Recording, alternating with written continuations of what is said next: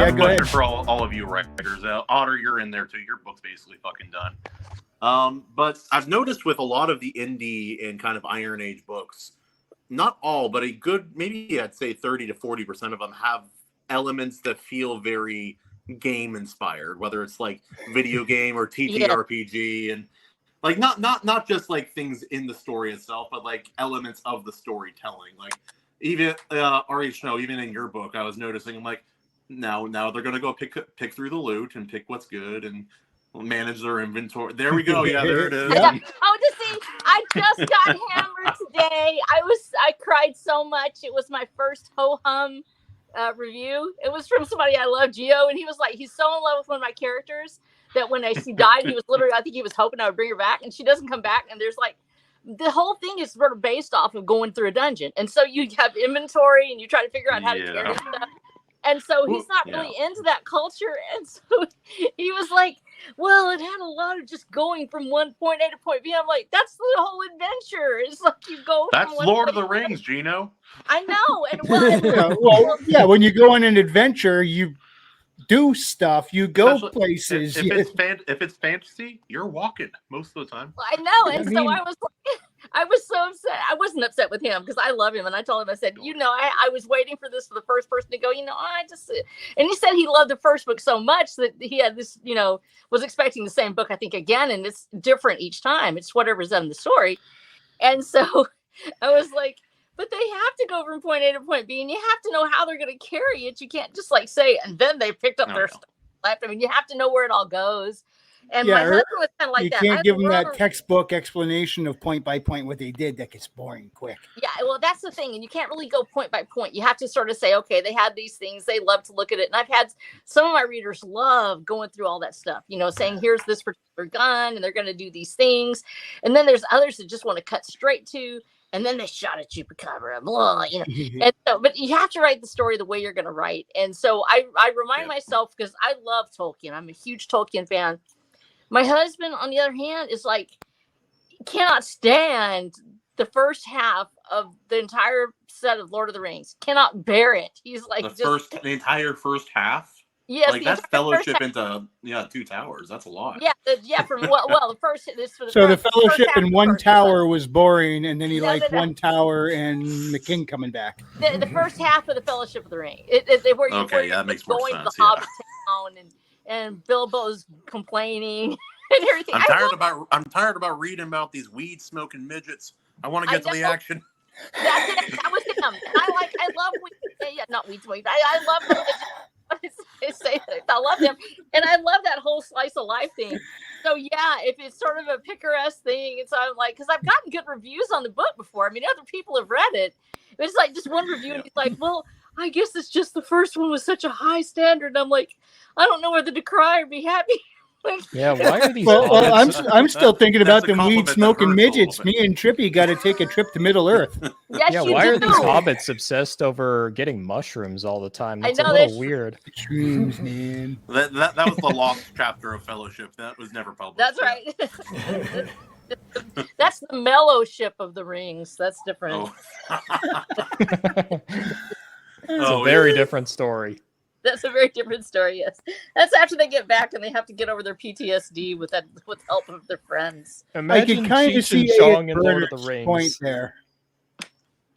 Hold on, did you say a Cheech and Chong Lord of the Rings? Yeah, imagine Cheech and Chong in Lord of the Rings. Hey, what man, about am I driving okay? Combo that no, make. man. Think with parts. My mind is also in a weird place right now. Ignore me. Yeah. And then Frodo would keep Bernard said, forgetting where he put it. Yeah, Bernard said Rivendell is where the story starts. I kind of got to agree with him. I understand there was a lot of setup that's necessary to understand stuff, but that's where it really becomes fun. Yeah, Rivendell is the action start. Yeah. And or so maybe the lead into Rivendell, because you have the chase with the ring wraiths and all in that kind of conflict, and Gandalf gets captured. So kind of like the lead up right to there. But yeah, wasn't there a big giant? Hatter had said Cheech and Chong Lord of the Rings. I've often imagined, what about a multiversal Lord of the Rings, where by some kind of shenanigans, Frodo gets yanked out of there, and Deadpool gets dropped in his place. Oh my gosh. But wasn't there a big And you Oh, see yeah. it, Like Gandalf sound like a writer printing from the words Rings of of wisdom, Power. and he's like, "Stuff it, Gambledore. We got shit to do." He puts the ring on, and that big eye of Sauron's like, "I see you." And Deadpool's like, "Oh yeah, can you see this?" See, look, better get my good What? angle. Let's see. Wasn't there a big time Oh, it'd be skip great in fun. the first And book? I would mention this to Yeah, it's Sana like once, a and he and she 30-year said time there is skip. no way Deadpool would throw the ring into the into Mount Doom. He'd want No, to he keep would that. absolutely keep it. And I So said, Frodo no, and Sam no, are I like disagree fucking because middle-aged he's done something in the like this books. before. Thanos once commissioned him to go steal Oh, yeah, something, yeah, and that's within right. that something was the Infinity Gauntlet. After Deadpool warped reality to have the Marvel Universe hold a roast in his honor, he got bored with it and gave it to Thanos because he was done playing. So yes, he would throw that ring in there. No, we all know that he would think it was a ring for a different part of the human anatomy. That's what would happen. He'd give it to Juggernaut. Man, this thing's going to have to get bigger for you. Oh, shoot. But he would never run from the ring race. That is true. He would have fought him. Also, he I has don't- bullets. Bullets are kind of overpowered in most fantasy settings. Yes. Oh, yeah, yeah. And historically, like, they made them so large because they had to actually penetrate the armor. And Yeah, but they would didn't that know how to really even miniaturize do it anything yet. to the ring race? Oh, Fire's the no. only thing that kills them or hurts them, really. They don't like water. They could use water guns. Hey, they never thought of that. Super soaker. Let's take it to a Yeah. Christian pastor or priest and have him bless it, Oh, make yeah. it holy water, and then take I the thought it super wasn't soakers water. and I go thought out it was them ring because she was race. using While magic. we're Now they changing hated shit, it. we might as well make the elves like rednecks too. It's like, get off my property. You ain't gonna like what's coming to you. Wait. But I think that would fit the personality of the dwarves a little better. I could make anything work with what I got around. Kind of ingenuitive and yeah, I think that fits Hardworking, the not dwarves. that good looking. Yeah. No. Hey, Now I'm just thinking I'm of Dale kidding. Gribble and as they a can dwarf. drink. They can. through that. Holy smokes. But yeah, so how, like, do you guys ever read some of the Iron Age books or like more indie books and you feel like, I'm like, this feels like it was ripped out of like a TTRPG kind of setting, which isn't a bad thing, but I don't like, I This don't know. one kind of does.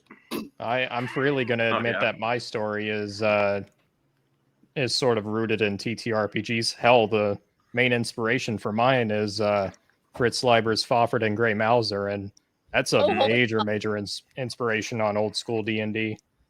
Oh yeah. Well, Lord Otter, I assumed with you because you play games like that quite a bit, a lot more than like obviously I haven't played, but yeah, no, you played that quite a bit. I would expect that from you. Like I read part of the Black Crown, John's book, and you could definitely like it's not too heavy, but like I'm reading, I'm like I can definitely feel the like adventure party like dice rolling kind of ness of in parts of this story. Certain books you feel it more than others. I read a book by I believe it was Joshua Scott Edwards. It was An Ocean of Others. That one, he freely admits it's based off a D&D campaign, and you can feel it while reading. It's still a great book, though. But Yeah, no, the for sure. ones The that are more theme is- heavily inspired, you can definitely tell it. Well, if you read mine, you're not going to think dice rolling or die rolling. You're going to think button mashing. We're potato gun. Well, Yeah, especially the epic fantasy and swords and sorcery, I think it's a lot easier to make those comparisons because even if they're not based off of TTRPGs take that as an inspiration as well. So that's always it's something kind of worth keeping it's in mind. looping thing. It's like one thing inspires one thing, but then that thing goes back to inspire that other thing. It's like it's like the blind warrior trope, how it has traveled through fiction throughout the years. It went into Star Wars, went to something else, then back into Star Wars again, and yeah. Yeah, definitely. Well, due to the but origin yeah, of my I'm gonna, book, you I'm can't gonna help freely it's a admit it. video game.